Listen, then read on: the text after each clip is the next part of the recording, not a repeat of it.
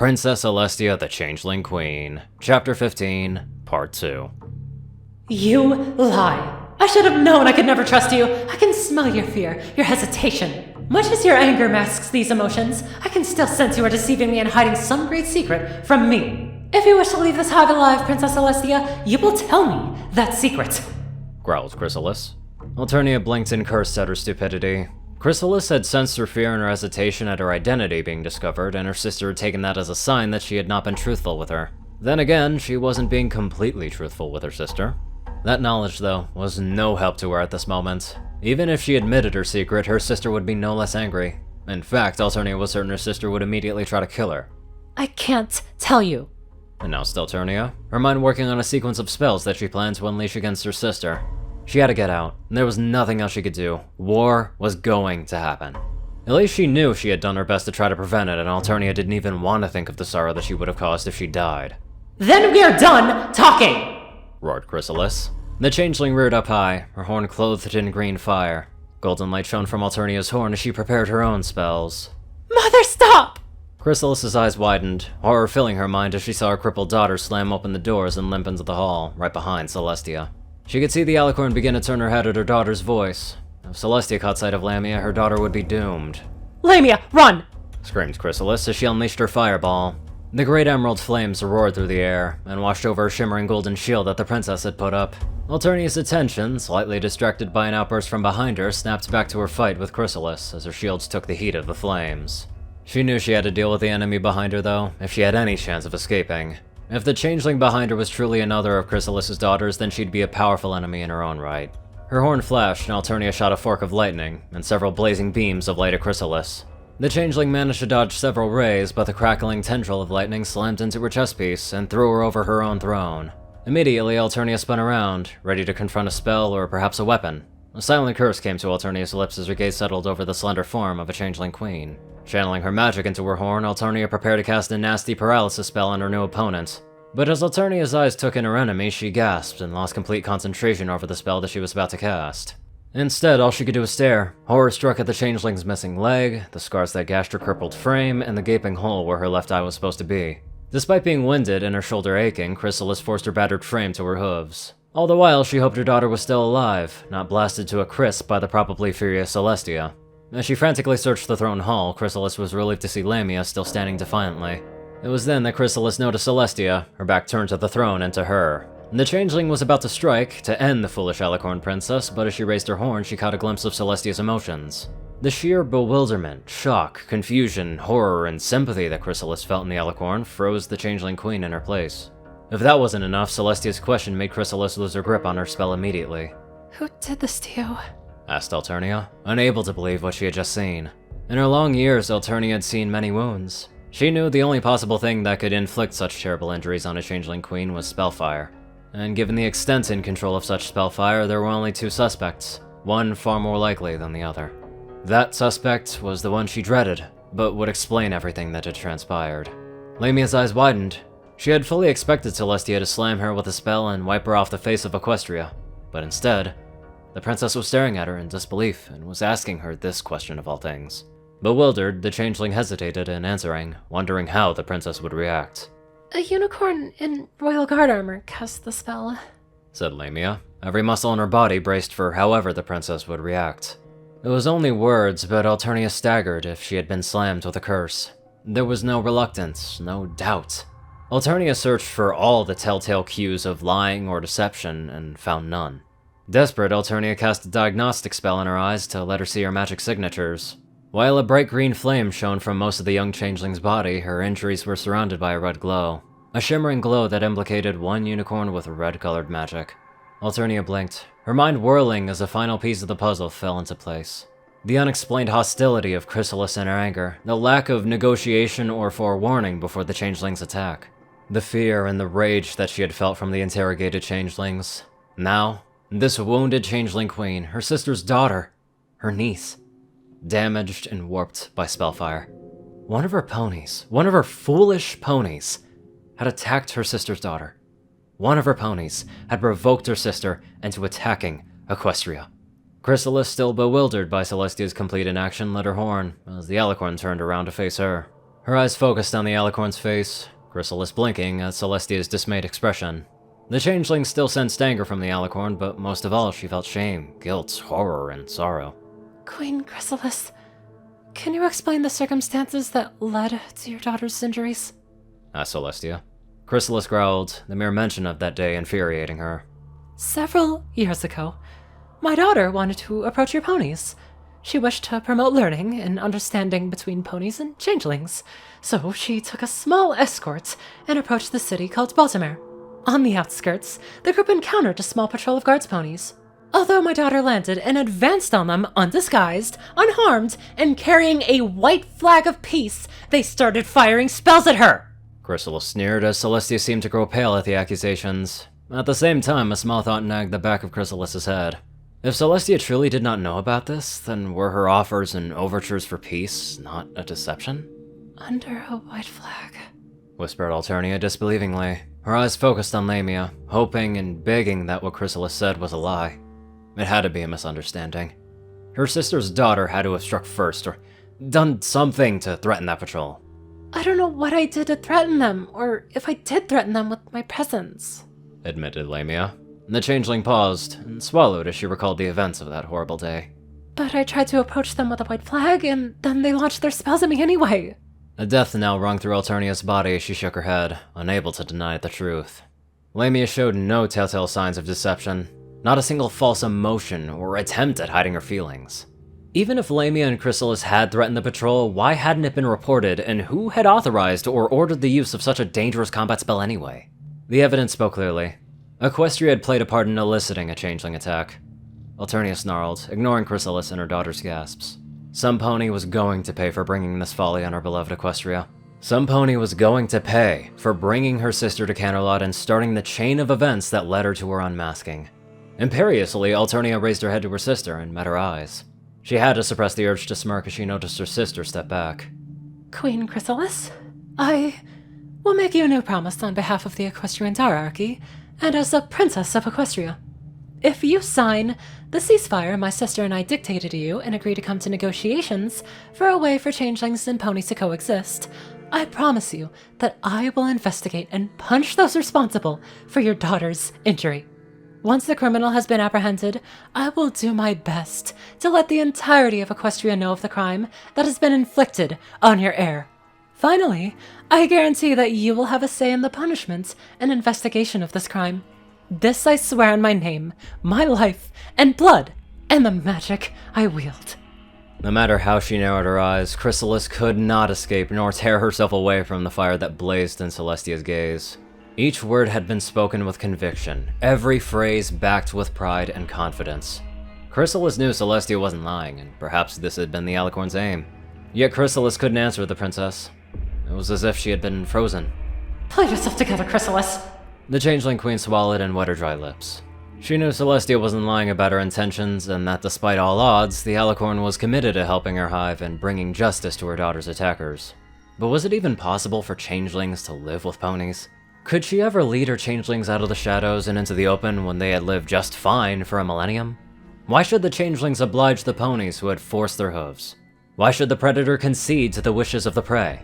Out of nowhere, Chrysalis remembered her mother's final words to her. She could recall the dark, cold glare that she had as she spoke them, how they had rung through the chamber of the Everfree Hive like a bell tolling. Mark my words, Chrysalis. If you refuse to change with this world, you will doom yourself and any changeling foolish to follow you. For so long, Chrysalis had buried memories of Camellia and the guilt that she had killed her own mother. Most of all, she had tried to forget those last words. She tried to convince herself that these words were pointless, but deep inside, Chrysalis feared that they were a curse. The Queen blinked. Her mother's last words. They had never been a curse, neither had they been pointless. They were words of advice. Even as she let her coup, Camellia had been trying to counsel, to warn Chrysalis. Had these words been meant for this very moment? Chrysalis didn't know if she was still reeling from her epiphany, but she knew her answer. Princess Celestia, I, Queen Chrysalis, she who walks in the shadows and ruler of the Badlands Hive, accept these generous terms. Where, when, and in what circumstances shall we meet to carry out the discussions that you have mentioned? A sigh of relief escaped Alternia's lips. She could tell Chrysalis wasn't lying, though Alternia was aware that they were still in danger, for she knew that the upcoming negotiations would take all of her skill and wit, while with the immediate threat of war being averted. I am glad that you accept our terms. I and my sister respectfully suggest that we and our retinues meet at the equestrian military base of Camp Draco, southwest of the city of Baltimore 3 weeks from now for as long as it takes to negotiate a compromise between our races. We shall send a diplomatic party to receive you at your hive 6 days from now, to affirm the number and names changelings that will be attending this conference, as well as work out what your preferred living accommodations will be, as well as food, suggested Alternia, reciting the plan that she and Luna had worked out now that Chrysalis had accepted. Camp Draco was close enough to the Changeling Hive, and while it was just an equestrian territory, it was a suitable middle ground between the Hive and Equestria. Moreover, the camp could be easily protected and was close enough to either Baltimore and Chrysalis's Hive should there be a need of reinforcements. It was a perfect negotiation area. Agreed. We will see you there, said Chrysalis. She knew of Camp Draco, and would have been one of her suggestions had Celestia not chosen the place. As much as Chrysalis would have liked the Equestrians to come to her hive where she could be safe with her changeling, she knew that she couldn't risk any information about her hive being leaked. In that case, I humbly ask to be dismissed from your presence, Queen Chrysalis, and Lamia, Queen Shadow, replied Alternia, bowing her head. It was time to return to Luna and the others, who would undoubtedly be worrying about her like mad. Chrysalis nodded. You may leave, Princess Celestia. It was a pleasure talking to you. Alternia smiled. Likewise. With that, Alternia teleported outside of the hive and opened a portal back to the castle. For a moment, Lamia and Chrysalis stood in silence in the empty throne room, until the younger changeling spoke up. Mother? Did you... asked Lamia, barely able to believe what had just transpired. The older queen nodded, her expression contemplative. Yes, I did, daughter. Did you not see Celestia's emotions? I now have reason to believe that Princess Celestia had nothing to do with the events that led to your injuries. At least, not willingly. Not to mention, the princess appeared in our hive, unarmed and without escorts. If she never meant to hurt you, I can think of no possible reason as to why she would not actually want peace between our species, admitted Chrysalis. Lamia frowned. A frown still masked her mother's face, and she could feel her mother's suspicion. But... I don't trust her. While I now realize I was... wrong, in doubting her intentions for peace, there is something the Alicorn is hiding from me. And for a pony who wishes for peace, she has a remarkable amount of fear and hatred for me. Unconsciously, Chrysalis nervously tapped the armrest of her throne. A few days ago, it had been rather simple. She had thought Celestia and Equestria were against her and had proven their intentions quite well in their attack on her daughter, and their attempt to trap her. In less than an hour, everything had changed so rapidly. Celestia had not only been sincere in her letter, but she hadn't the faintest idea of her daughter's injury, and the circumstances that led to it. The Alicorn was a contradiction. Sincere in her hopes for peace, and yet she was not only suspicious of Chrysalis, she was extremely resentful. Precisely, why was all this an enigma? And Chrysalis didn't like enigmas that she couldn't solve. Whatever her reasons, Mother, I think you made the right choice. And a brave one, at that, said Lamia. Chrysalis stared at her daughter, uncomprehendingly. Brave? Well, I'm biased, but I think you've been thrust into a difficult position. Lamia limped over to Chrysalis' side and nuzzled her mother's cheek. Yet despite your fears and misgivings about Celestia, you managed to see past that and had the courage to try for peace. I think that's very brave of you, Mother. But why aren't you angry at me for conceding to the ponies? Asked Chrysalis. How could her daughter, so horrifically wounded by ponies, ever consider peace a good thing? Lamia flinched and sighed. I am angry at the ponies, but I won't blame an entire race on the actions of a few. Especially since I know now it was the act of a few. Besides, I can never be angry at you, Mother. Never. The elder changeling queen smiled as she nuzzled her daughter's back. As she did, Chrysalis felt a twinge of guilt as she wondered how her daughter would react if she knew what had taken place 1,000 years ago. Thank you, Lamia, my shadow. What does that mean, anyway? Asked Lamia, confused. Chrysalis groaned and muttered something about young changelings and a lack of education. She began to reiterate changeling protocol and titles, while her daughter stood in rapt attention. Queen Shadow is the title for a changeling queen's eldest daughter. I was my mother's shadow. It's strange that Princess Celestia knows all of these old changeling titles and greetings, chuckled Lamia offhandedly. Chrysalis nodded, resisting the temptation to frown, which would worry her daughter. It was very strange indeed. I stepped through the portal's golden flames to see Luna, stoically trying to look strong for every pony. She towered over the others, her stalwart presence meant to assure all present. But the pain and the worry in her heart lashed out at me, making me cringe. My nephew was not much better. He was pacing back and forth, his once fantastically styled mane an absolute mess. Through all of this, Syndra sat awkwardly to the side, trying to hide herself. Every pony? Luna was the first one to notice me, and before I could even say another word, I was knocked off balance as she caught me in a hug, worthy of an Ursa Major. Sister, art thou insane, or has the Changeling Queen rattled thy mind? I can't breathe, sister!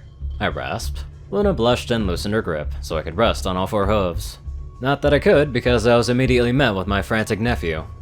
Auntie, why did you leave like that? We could have gone to the hive with you. You could have waited for a full complement of royal guard. You could have sent a messenger, even gone with Auntie Luna. Why did you have to go by yourself? Demanded Blueblood, his voice twisted in anguish. Because I had to.